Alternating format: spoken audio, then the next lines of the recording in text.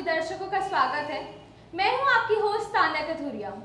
आज हमारे जो मेहमान हैं एक ऐसी शख्सियत है जिनकी पूरे रोहतक में चर्चा है। ऐसे शख्स हैं जिनको रोहतक की जनता ने बहुत ही स्नेह और सम्मान दिया है। इनसे हम जानेंगे इनके धार्मिक और सामाजिक जीवन के बारे में।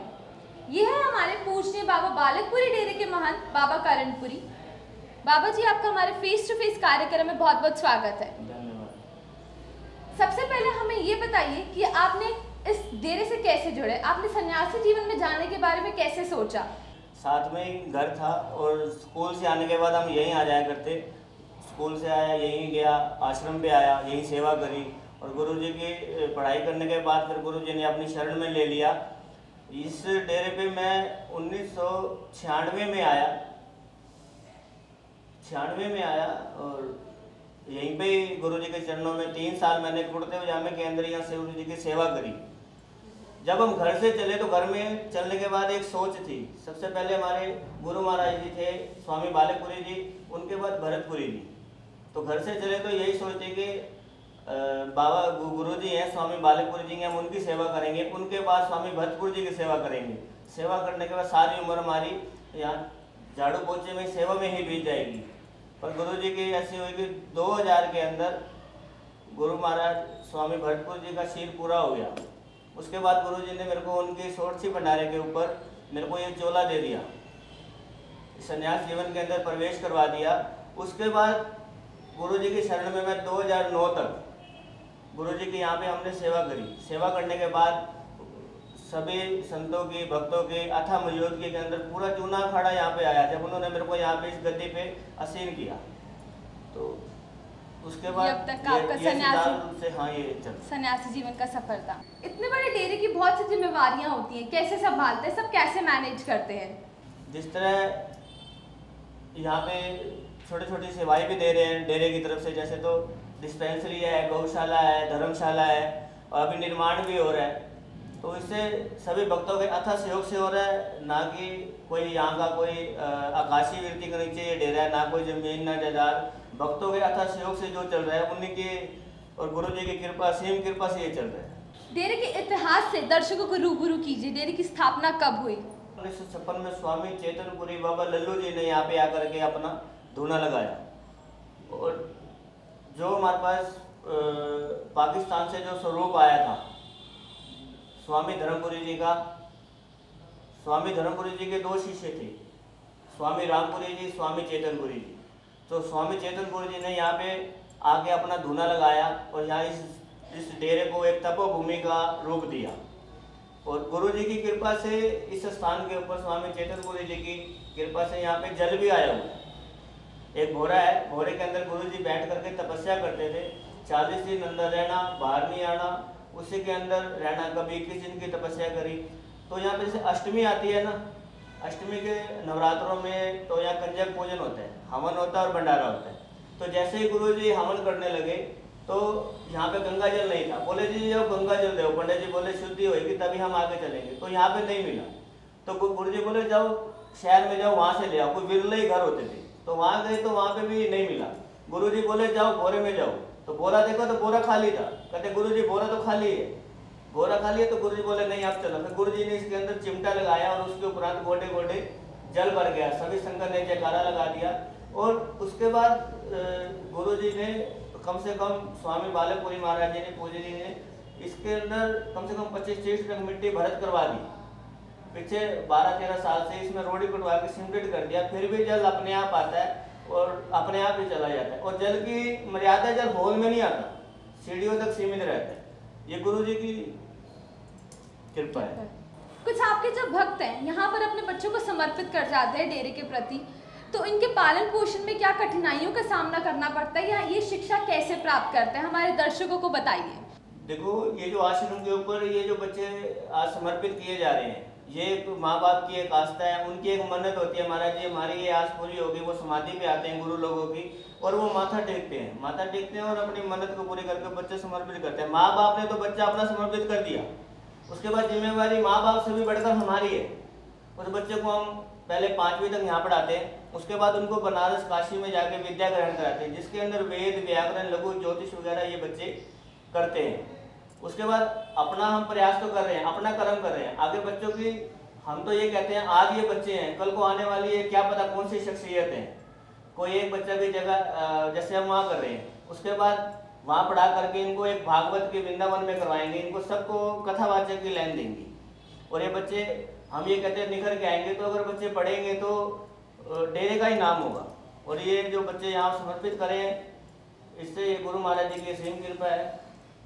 अब जैसे आपने बताया कि छोटे छोटे बच्चे 5वीं तक यहाँ पढ़ते हैं और उसके बाद आध्यात्मिक शिक्षा प्राप्त करने बाहर जाते हैं, तो 5वीं तक बच्चे जो छोटे छोटे होते हैं उनको अपना जीवन अन्य बच्चों से भिन्न लगता होगा। जैसे जब आप छोटे थे आपको भी अपना जीवन दूसरे बच्चों से भिन्न लगता होगा, तो वो क्या डिफरेंसेस थे जो आप फेस करते हैं?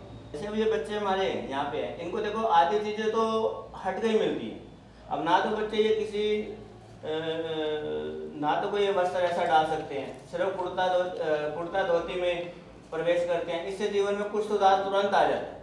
जैसे उसी वेश में ही रहेंगे, हम जीन्स डालेंगे तो उसमें अलग वो रहेगा, इसमें ना तो ये जीन्स डालते हैं, एक सादा जीवन व्यतीत करके प्रभु गुरु जी के चरणों में ये समर्पित हो जाते हैं। और इसी तरह ये बच्चे यहाँ आप देखेंगे छोटे छोटे हैं यहाँ पे, तो ये यहाँ रह रहे हैं। एक गौ रक्षा की पूरे भारत के अंदर मुहिम चल रही है, गाय को राष्ट्रीय पशु बनाने को लेकर मांग की जा रही है और भी बहुत सारी मांगे हैं, जैसे गोचरण भूमि को मुक्त कराने को लेकर आपके क्या विचार है इस विषय में? देखो, गौ माता एक हमारी पूजनीय माता है।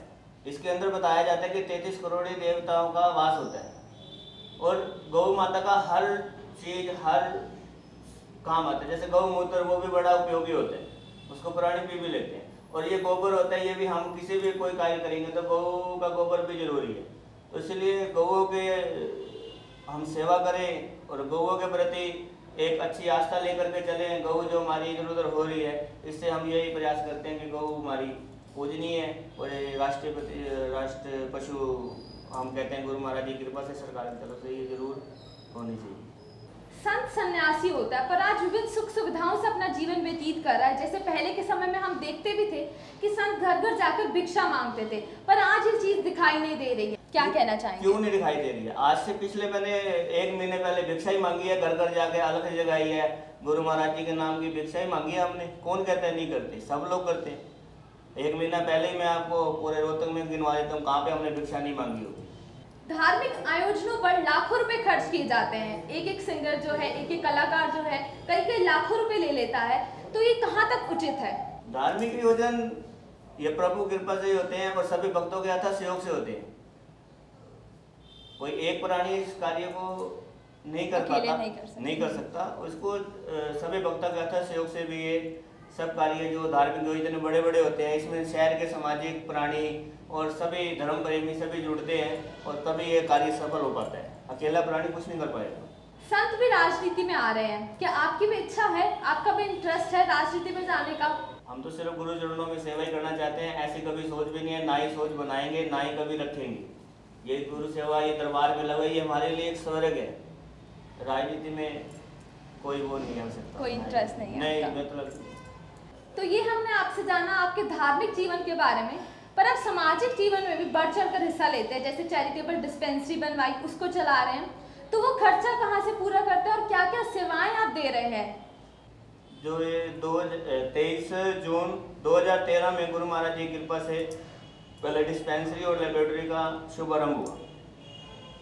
उनकी कृपा से आगे प्रेरणा हुई, फिजियोथेरेपी भी खुली, डेंटल भी आया और उसके साथ डिजिटल एक्सरे भी हुई। ये सभी गुरु जी की कृपा से, और इसके अंदर भक्तों के अथक सहयोग है, जिसमें से हर महीने एक पर्चियाँ कटती हैं। कोई 100 रुपये, कोई 500 रुपये, कोई 50 रुपये, कोई 20 रुपये हर महीने। ये कुछ वहाँ पे डोनेशन आ जाता है, कुछ डिस्पेंसरी में जैसे हम 20 रुपये की पर्ची काटते हैं, 3 दिन की मेडिसिन फ्री देते हैं। और शुरू से शुरू किया था और आज तक की वो मेडिसिन फ्री दी जा रही है। नॉमिनल चार्जेस नॉर्मल, और जो टेस्ट है वो भी नॉर्मल है। इससे गुरु महाराज की कृपा से जो भी ये डिस्पेंसरी चल रही है, अथक सहयोग से चल रही है, उनकी कृपा से चल रही है गुरु जी की। समय समय पर ब्लड कैंप लगवाते रहते हैं, इसके बारे में क्या कहना चाहेंगे, क्या मैसेज देना चाहेंगे लोगों को? देखो, ब्लड कैंप समय समय पर लगवाते हैं। रक्तदान एक महादान, इसको समय समय पे हमारे को करते रहना चाहिए। इससे हमारा शरीर भी स्वस्थ रहता है। जैसे एक सपोज करो एक पानी की टैंकी है, उसमें पानी जमा रहता है, उसके अंदर अगर हम नहीं उसको साफ करेंगे तो उसमें गंदगी फैल जाएगी। तो इसीलिए हमारे को समय समय पर डोनेट करना चाहिए। और ये देखो, एक ब्लड हमारा अगर हम देंगे तो 2 प्राणियों के वो काम आएगा। तो मैं तो ये कहता हूँ कि इसको हम समय समय पर सभी भक्तों को करता हूँ कि समय समय पर 3 महीने बाद इसको डोनेट कर देना चाहिए। अब रोहतक की जनता को क्या संदेश देना चाहेंगे, क्या धार्मिक संदेश देना चाहेंगे दर्शकों को? रोहतक की जनता, ये हमारे प्यार है, स्नेह है रोहतक की जनता पे। रोहतक की जनता का मैं धन्यवाद करना चाहता हूँ, जिनके गुरु महाराज जी की कृपा तो है ही है, जिनके अथाह सहयोग से ये सब जो व्यवस्थाएं चल रही हैं, गुरु जी की कृपा से और भक्तों के अथाह सहयोग से चल रही हैं। एक धार्मिक संदेश हमारे दर्शकों के लिए, धार्मिक, ये कैसे अपने धर्म से जुड़े रहे। धर्म से जुड़े रहे।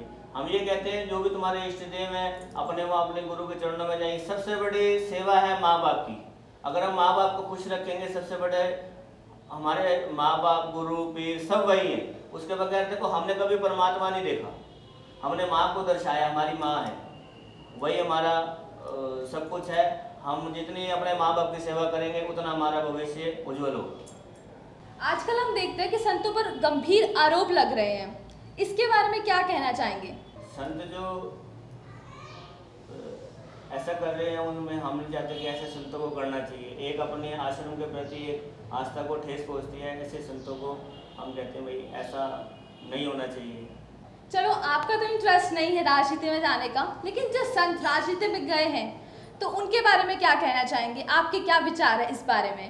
देखो, जो मेरे तो कोई इंटरेस्ट नहीं है, मैं तो कहता हूँ गुरु सेवा में सबसे बड़ी सेवा है, ठीक है। और जो संत जा रहे हैं, जैसे हमारे योगी जी गए, बहुत अच्छा यूपी के अंदर एक काम कर रहे हैं। और हम ये योगी जी से उम्मीद भी करते हैं कि जो हमारा श्री राम मंदिर काफ़ी टाइम से नहीं बन रहा, हम कहते हैं उसको शीघ्र से इस कार्य को करें और हम भी बढ़ चढ़ के इसमें आपके साथ भाग लें और इस राम मंदिर को पूरा विधि पूर्वक निर्माण करें। और जो ये संत लोग जा रहे हैं, अच्छी बात है, अच्छे प्राणी अच्छे सोच में जाए और अच्छे इसको राजनीति में जाके और अच्छा ये कुछ कार्य करें। संत करेंगे तो एक हटका ही होगा।